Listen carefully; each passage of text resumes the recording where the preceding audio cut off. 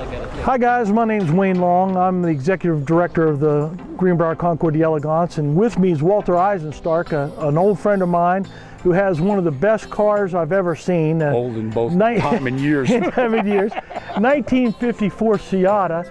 And Walter, why don't you tell me a little bit about the car? Well, the car was, though it's licensed in '54, it was built in 1953. It was built by Seata Torino in Torino, Italy.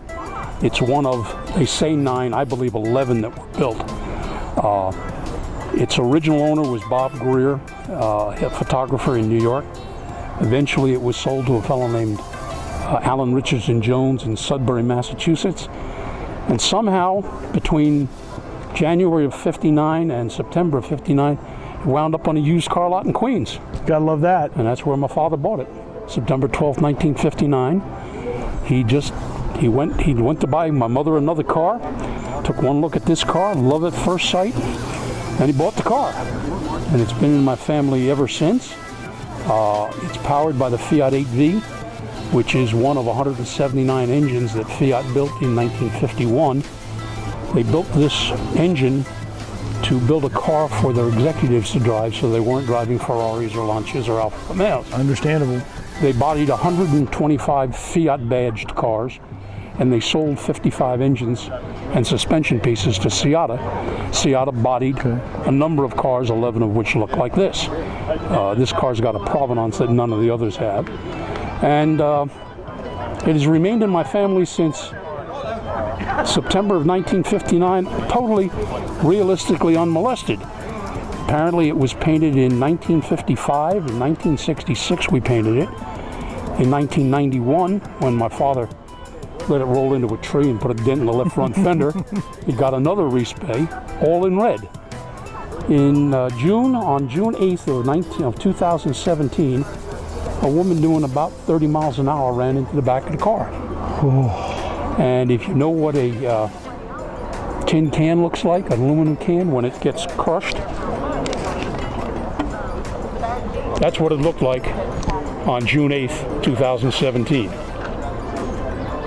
Holy cow. This is what it looks like today. Absolutely. And when they took out, though, for all intents and purposes, the car had always been red.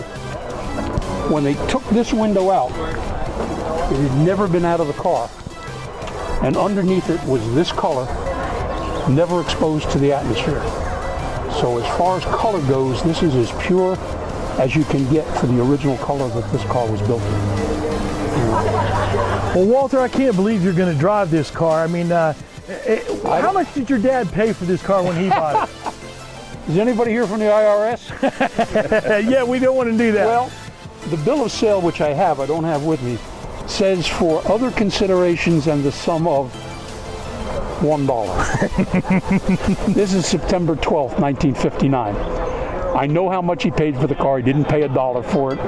I know how much I paid for the car in '87. I didn't pay $1 for it. No, but today, this car is probably worth, and I'm going to guess, about $1.5 million. Okay, so it's been a long travel through the family, and I'm so glad you've kept the car. And it's never been a trailer queen. It came by trailer to here, and it's being driven 50 miles this afternoon. Absolutely. It better not be any dirt. No dirt, I promise. No dirt and no rain. No dirt and no rain. So we're going to have a little bit of fun today, because this 1954 Seata is going with us on the tour. It's like we're connected. Danger, Will Robinson.